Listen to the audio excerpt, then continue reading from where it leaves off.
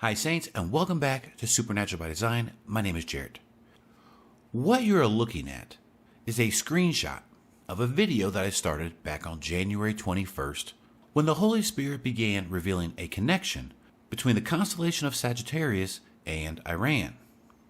Now, I was hoping to get this video out after the one I'm working on right now, which is about the January 11th attack. However, during that research, the Holy Spirit was drawing my attention to the three planets that you're looking at right now. Because those three planets, Mars, Mercury, and Venus, are the three planets of the Revelation 12 sign. And because of that fact, to pay attention to them. And boy, was he right, as the original concept for that video was going to be about the conjunction between Mercury and Mars that would take place over the 27th and 28th. And that this conjunction would be tied to a world event somehow linked to Iran, or one of the proxies, but related to Iran overall. And sure enough, that's exactly what happened. When 3 U.S. soldiers unfortunately lost their life, marked by this conjunction. And therefore, this event will have significant ramifications. Because as you know, we have been arguing on this channel for quite some time now that World War III has already started. It just hasn't gone nuclear yet, which is the moment of the rapture. And so I apologize for being late on the videos, which is why in this video, I want to show you the connections that the Holy Spirit made between the constellation of Sagittarius and Iran. Because something big is getting ready to take place. And that will be the focus for today's video. And so with that said, thank you for joining me, and I pray that you've been having a wonderful and blessed week, and that God's grace and peace is with you, and that you would know just how much Jesus Christ loves you. In fact, to that point, how about we start with the gospel of Jesus Christ first? And so turning to 1 Corinthians chapter 15, verses 3 and 4, that Jesus Christ died for your sins, and that he was buried, and that he was raised on the third day. And that this was all predicted in his word. Hence why, according to Romans chapter 10, verses 9 through 13, that if you confess with your mouth Jesus as Lord and believe in your heart that God raised him from the dead, you will be saved. For with the heart a person believes, resulting in righteousness, and with the mouth he confesses, resulting in salvation. For the scripture says, whoever believes in him will not be put to shame. For there is no distinction between Jew and Greek, for the same Lord is Lord of all, abounding in riches for all who call on him. For everyone who calls on the name of the Lord will be saved. And if you believe that and confess in your heart Jesus as Lord, then you're saved. Why? Because we are saved by Christ's righteousness, not our own. Titus 3:5. He saved us, not on the basis of deeds which we did in righteousness, but in accordance with his mercy, by the washing of regeneration and renewing by the Holy Spirit. There is nothing you can do to earn your salvation, and there is nothing you can do to lose your salvation. It is a free gift. In fact, we discover that fascinating truth in Ephesians chapter 2, verses 8 and 9. For by grace you have been saved through faith. And this is not of yourselves. It is the gift of God, not a result of works, so that no one may boast. And so I truly hope that you accept Jesus as your personal Lord and Savior right now. And that is the gospel. Okay. So with that being said, let us go ahead and dive into our video topic for today. The profound connection between Sagittarius and Iran. And so let's do a quick 2 topics, with the first being the founding of Iran, and provide 3 celestial examples, and then secondly, modern Iran, and provide an additional 3 examples, in which all 6 examples will demonstrate a connection how God's celestial patterns tie Sagittarius to Iran. And then from there, we'll have a final conclusion part where we'll discuss some upcoming dates of significance. Okay, so let's take a look at our first three examples, being all tied to the founding of Islamic Iran, which starts with the Iranian Revolution, which began on January 7th of 1978 and lasted till February 11th of 1979. Because February 11th marked the day that the power that was in control of the monarchy was officially brought down, and Khomeini, who we'll get to in a minute, assumed leadership over Iran. That happened on February 11th, 1979. Now, turning to stellarium, because on that very day, Venus was in the constellation of Sagittarius. And to that point, as we go through these examples, Venus will seem to be a very key planet whenever in Sagittarius, being linked to Iran. Not always, but for the most part. I'm still learning this pattern just as much as you are. But okay, that's example 1. Let's go into example 2. Check this out. The first supreme leader of Iran, Ruhollah Khomeini, assumed office on December 3rd, 1979. And mind you, this is just 10 months after the end of the Iranian Revolution. But turning to stellarium, there's Venus once again in Sagittarius. Interesting, and almost in the exact same spot from our first example. In fact, it turns out to be just a little over more than one Venus orbital period around the Earth. And since two events are tied to Iran and this constellation, it sets a pattern, and therefore God is making a connection. Now, let's turn to our third example, his incumbent, and the current and second supreme leader of Iran, Ali Khomeini. Now, he assumed power on August 6th of 1989, and so turn to that day in stellarium. This time we have Saturn, but in conjunction with Neptune in Sagittarius, which, by the way, takes a long time to have this particular conjunction, and so definitely very interesting. But also notice that this conjunction nearly takes place in the exact same spot as the previous two examples. And therefore God is furthering this pattern with a third example, not necessarily by planet, but by location. Why? Because the connection is Sagittarius to Iran.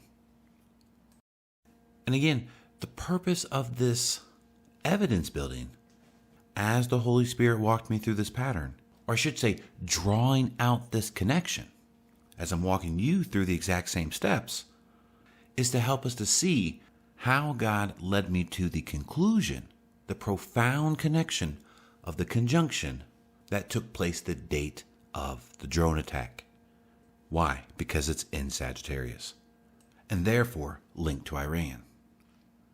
But let's go ahead and dive into our three modern examples tying Iran to Sagittarius. Now, this first example we've already discussed in a previous video, and so let's begin there. Because remember this guy on the right? Well, a pattern emerged that we discussed in this video, Ring of Fire Summer Solstice Eclipse, that reviewed a previous eclipse, the Christmas eclipse, on 12/26 of 2019, which occurred in Sagittarius. Isn't that fascinating? And also on a side note, I just noticed this as recording the video, notice the eclipse is approximately in the exact same location as our previous three examples. You see that? Because when we compare it to these three, let me pull this up, and then I'll screenshot the solar eclipse onto it so that we can compare. You see, there's a constant theme here that whenever God points to Iran, these celestial signs are right over the bow, kind of like a shot being fired. We'll get to the bow of Elam here, one of the biblical names of Iran, here in just a moment, as that is what God's celestial patterns are highlighting.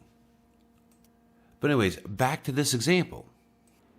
And as you can see, Jupiter and Saturn were in that constellation, but moreover, 8 days after this eclipse, Trump called a drone strike to take him out. And long story short, definitely go check out that video. The Holy Spirit revealed a unique connection between that attack and Sagittarius. which would take place on January 3rd. And if we look at stellarium on that exact day, look at this. We now have 3 planets in Sagittarius: Jupiter, Saturn, and Mercury. But again, God links celestial signs in Sagittarius to Iran. But anyways, that's example 1. Now let's look at example 2, which is January 11th, the recent attack of the US and the UK against the Houthis, an Iranian-backed militia. And so that January 11 event is the video that I'm currently in production on, because this actually was a very profound event, and you'll see why in that video. However, it too is tied to our Sagittarius connection and Iran.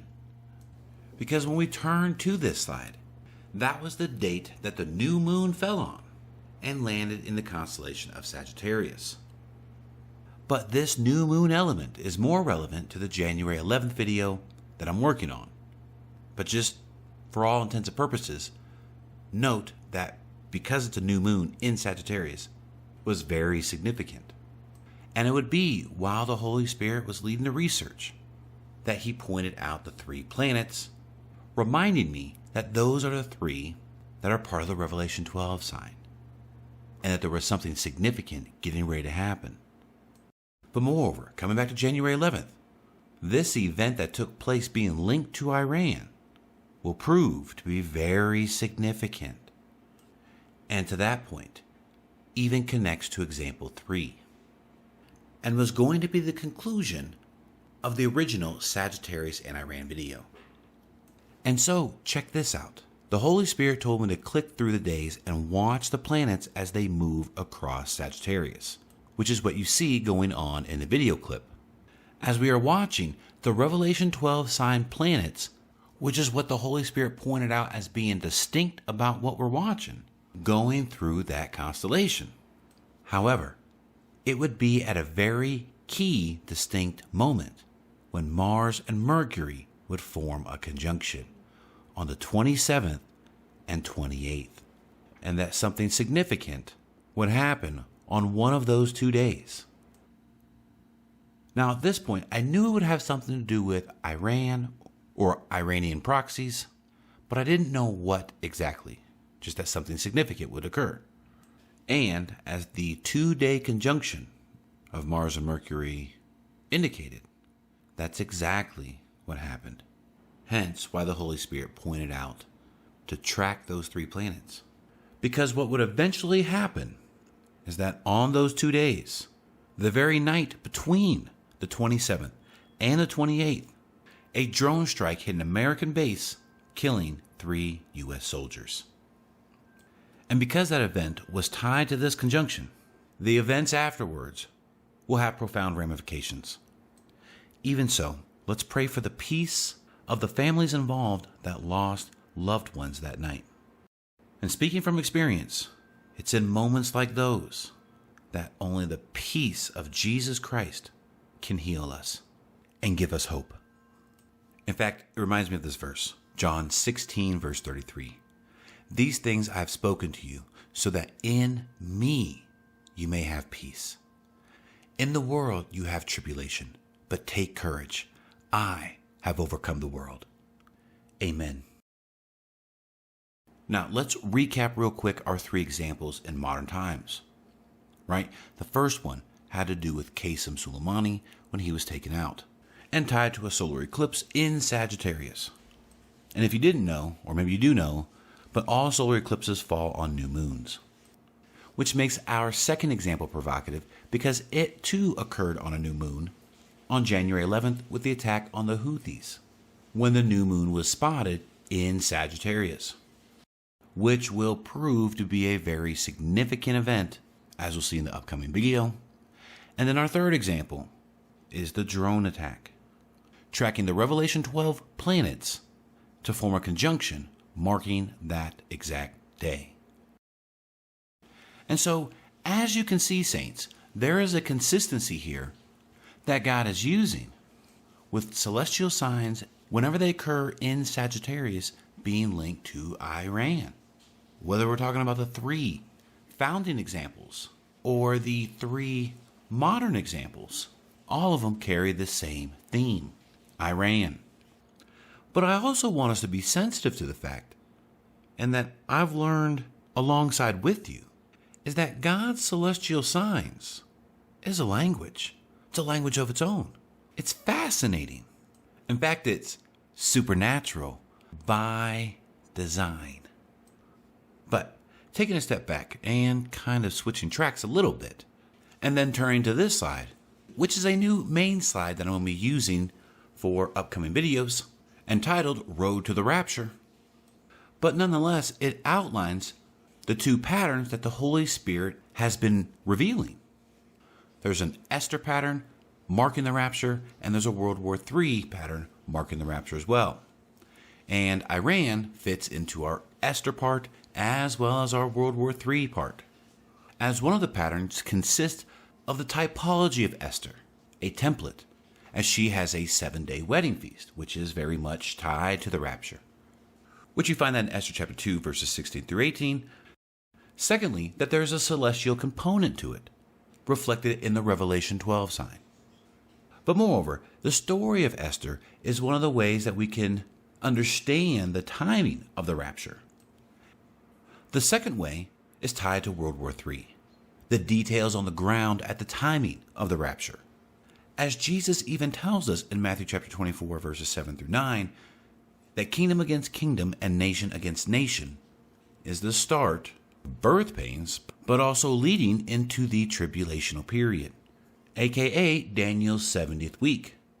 However, it's the main point that he ties it to World War III, hence why Paul even uses the analogy of birth pains as well, but tying it to sudden destruction.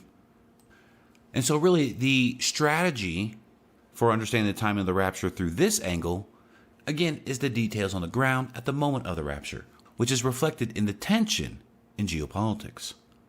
And like as the Holy Spirit always tells me, if you want to know how close we are to the rapture, watch the news.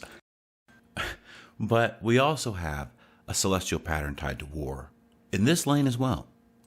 Now, I say all this because our topic today for this video, Iran and Sagittarius, really falls in both camps, right? Because we have Iran, who's tied to Haman, who's tied to Esther. But then as you can see, a lot of the events connected to the celestial signs in Sagittarius are thematically related to war. And so for all intents and purposes, there's a little bit of an overlap here, which shouldn't be a surprise. Why? Because both themes of Esther and World War III is the road to the rapture. And so there should be a convergence. Okay, now with all that being said, let's go ahead and discuss the bow of Elam and where we find it in the Bible, and then our conclusion section for this video. And so, turning to Jeremiah chapter 49, verse 35, it states this: "This is what the Lord of armies says. Behold, I am going to break the bow of Elam, the finest of their might." And what is fascinating about this verse is that Elam, or Persia, or Iran, whatever you want to call them, it's the same region, but historically, and even into current times, their missiles are top-notch. They're extremely accurate. They are the finest of their arsenal. And so it's interesting to see how history repeats itself. And with that being said, let's go ahead and move into our conclusion and finish out this video. Now, I was going to throw out some dates out there, looking at further conjunctions coming up, take a look at the new moon, where it lands at, but I'm being told by the Holy Spirit to wait. And so that's what I'm going to do, because it will make more sense when the next big event takes place, what the connection is. And to that point, where we're going to end this video. But until next time, or the rapture, we'll talk soon. I love y'all. God bless. And Maranatha, King Jesus.